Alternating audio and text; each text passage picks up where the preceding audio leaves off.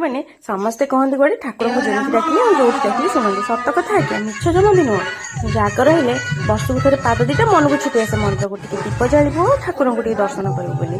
ଆମେ ମାନେ ଆଜି ସନ୍ଧ୍ୟାବେଳେ ଭିଡ଼ିଓ ମୋର ସୁଟିଂ ହେଇଥିଲା, ଦିନରେ କିଛି କରିନଥିଲି। ଆଉ ଫାର୍ଷ୍ଟ ସନ୍ଧ୍ୟା ଧୂପ ଦେଇ ସାରିଲା ପରେ ଆସିଗଲୁ ଆମେ ମନ୍ଦିରକୁ, ମାନେ ଆମ ଘର ପାଖ ମନ୍ଦିରକୁ। ସେଠି ଶିବ ମନ୍ଦିରରେ ଆଗେ ଠାକୁରଙ୍କ ପାଖକୁ ପୂଜା ଅର୍ଚ୍ଚନା କଲୁ।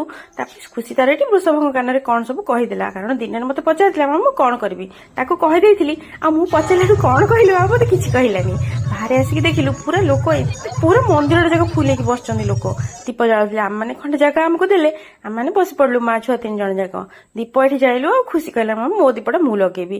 ମୁଁ ତାକୁ ଟିକେ ଶିଖେଇଦେଲି, ମୁଁ କହିଲି ଆଉ ଡରିବୁନି, ଓମ୍ ନମଃ ଶିବାୟ ଡାକି ଡାକିକି ଦୀପଟା ଲଗେଇଦବୁ, ହାତ କିଛି ହବନି।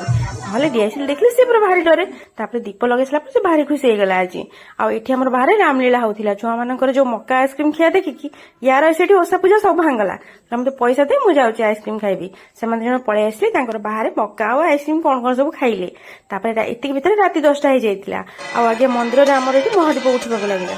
ମହାଦୀପ ଉଠି ସାରିଲା ପରେ ମନ୍ଦିର ଉପରକୁ ଆମେ ଆମ ବ୍ରତ ଭାଙ୍ଗୁ।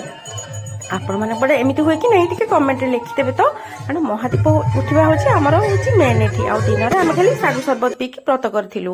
ତାପରେ ବାହାରକୁ ପଳେଇ ଆସିଲୁ ମୁଣ୍ଡିଆ ମାରିକି। 10ଟା ପରେ ହେଇଯାଇଥିଲା, ବାହାରେ ଏଠି ଖାଇବାକୁ ଦିଆଯାଉଥିଲା ଅବଢା, ଅନ୍ନ, ଡାଲମା ଆଉ ଖଟା। ତାପରେ ଏଠି ଗୋଟେ ପେଣ୍ଡାଲ ଥିଲା, ସବୁ ସ୍ତ୍ରୀ ଲୋକମାନେ ପୁରା ଚକାସନ ପକେଇ ବଢିଆ ଆରାମସେ ଖାଉଥିଲେ। ଆମମାନେ ତ ରୋଷେଇ କରିକି ମୁଁ ଯାଇଥିଲି, ସେଥିପାଇଁ ଆମେ ଟିକେ ଟିକେ କଣ ଖାଇକି ସେ ଭିଡରୁ ବାହାରିକି ପଳେଇ ଆସିଲୁ। ଏତେ ଭିଡରେ ପଶିବାକୁ ଆଉ ଇଚ୍ଛା ନଥିଲା ଉପାସ କରିଦେଲା ପରେ।